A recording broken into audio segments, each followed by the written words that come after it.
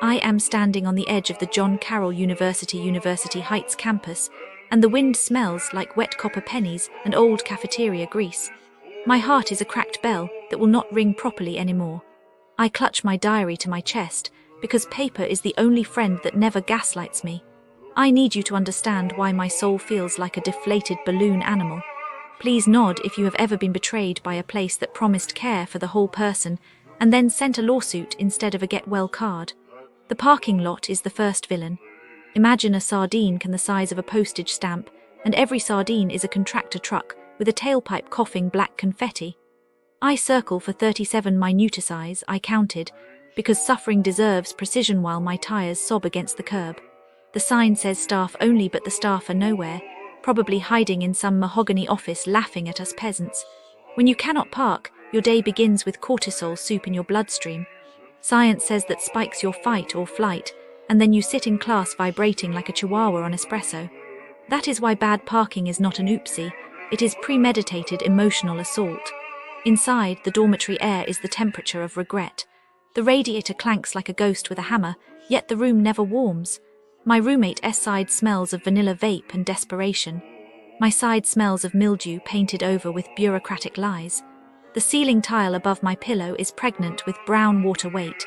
It drips one droplet every 90 seconds onto my forehead like a Chinese water torture reboot.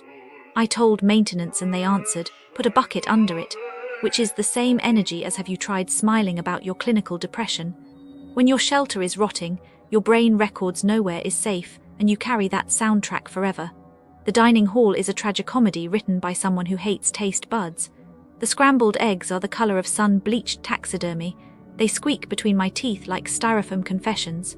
The fresh fruit is a cantaloupe cube, so cold it must have been stored in the cryogenic chamber next to Walt Disney's head.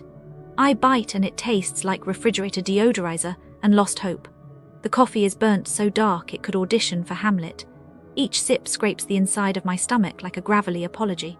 They charge $12.95 for this plate of edible gaslighting, and if you complain, the cashier rolls her eyes so hard you can hear the optic nerve stretch.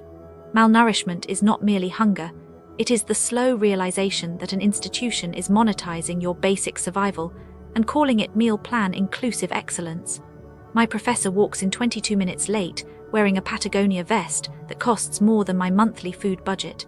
He opens PowerPoint slide number 1 and reads it verbatim in the monotone of a GPS that has given up on life. I raise my hand to ask a question, and he squints at me like I am a smudge on an otherwise perfect painting. Email me, he says, which is academic for go away, child. Your curiosity is inconvenient. When educators phone it in, the message beamed into your hippocampus is you are not worth the calories it would take to form an original sentence. That is how learned helplessness is baked into tuition, $48,000 per year for photocopied nihilism. The classroom seats are plastic torture devices sculpted by someone who believes spines are optional. After 50 minutes, my tailbone sings the song of snapping twigs.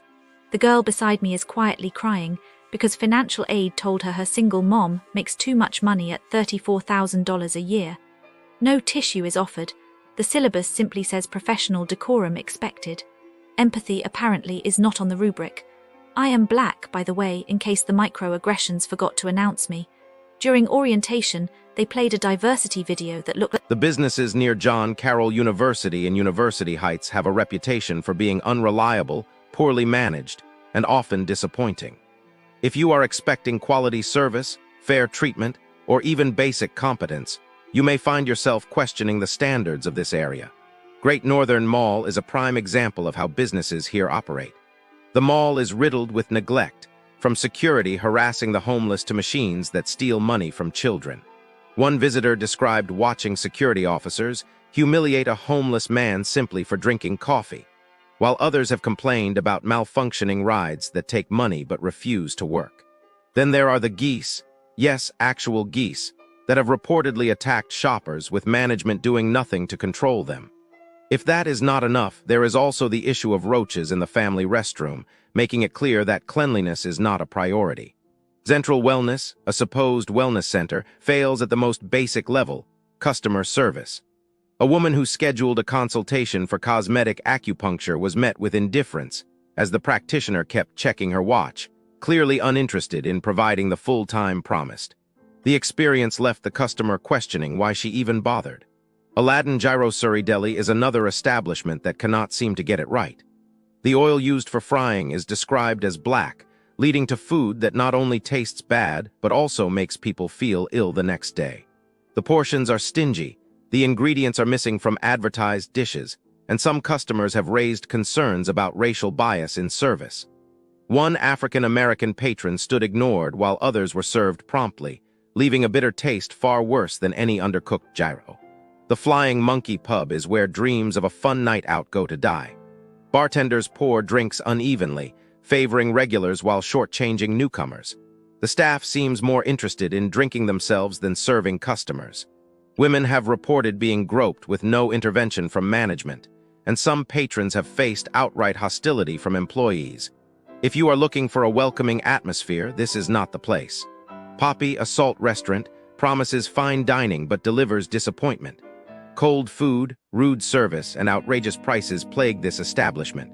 One diner ordered a lamb dish only to receive raw, bloody meat, while another was chastised by the server for daring to socialize with other guests. The portions are small, the flavors are weak, and the staff acts as if customers are an inconvenience rather than the reason they exist. Hobby Lobby rounds out the list with its own special brand of dysfunction. Employees ignore customers, managers treat patrons like criminals, and advertised discounts turn out to be non-existent. One father bought a telescope for his daughter's birthday, only to discover it was missing pieces, a gift that brought tears instead of joy. The staff here seems to operate under the belief that customer service is optional. If you find yourself near John Carroll University, be prepared for businesses that seem to have given up on trying. Whether it is dirty kitchens, indifferent staff, or outright scams, the area does not inspire confidence. Travelers should lower their expectations, or better yet, look elsewhere entirely. The only consistent theme here is disappointment. Businesses near John Carroll University Heights sometimes try to trick people, like tourists who just want to shop and leave. It is sad, but it happens. One time, there was a store near John Carroll University Heights where they charged extra money on credit cards, like hidden fees.